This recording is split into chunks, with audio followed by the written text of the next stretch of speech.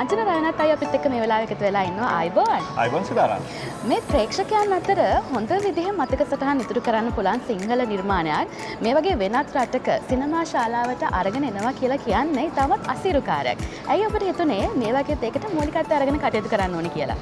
සිතාරා දැනටමත් දන්නවා ඇති දකුණු කොරියාවේ මෑත කාලයේදී ශ්‍රමිකයන්ට වඩා ෆැමිලිස් පිටින් දකුණු කොරියාවට ඇවිල්ලා පොඩ්ඩක් පදිංචි වෙන එකේ ප්‍රවණතාවය වැඩි වෙනවා.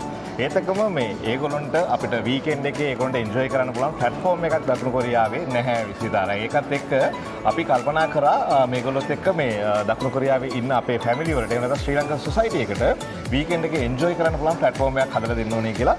ඒක නිසා තමයි අපි චිත්‍රපට ශාස්ත්‍රය දකුණු කොරියාවට හඳුන්වලා දෙන්නේ.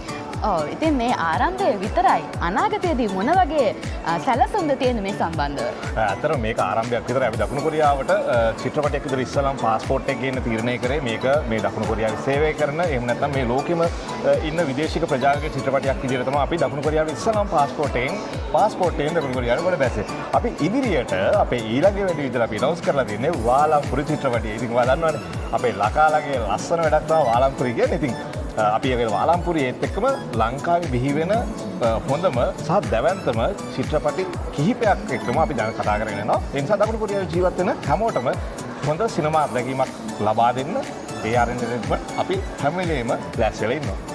ඔව් ඉතින් ඔන්න අලුත් බලාපොරොත්තුවක් තියෙනවා අපේ ශ්‍රී ලංකාවේ රසිකයන්ට ප්‍රේක්ෂකයන්ට. ඉතින් ඔබට සුබ පතනවා මේ වගේ දේවල් ඉදිරියට කරගෙන යන්න ශක්තිය ධෛර්යය ලැබෙන්න කියලා. ඒ වගේම ස්තුතියි ඔබේ අදහස් දක්වීමට. බොහොම ස්තුතියි.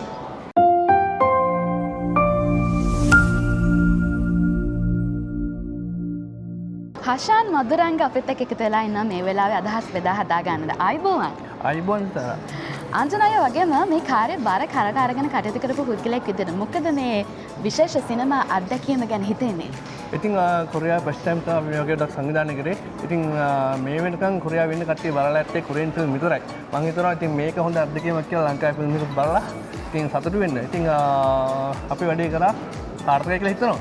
ඔව් බොහොමත්ම ස්තුතියි ඔබේ අදහස් දක්වීමට. බොහොම ස්තුතියි.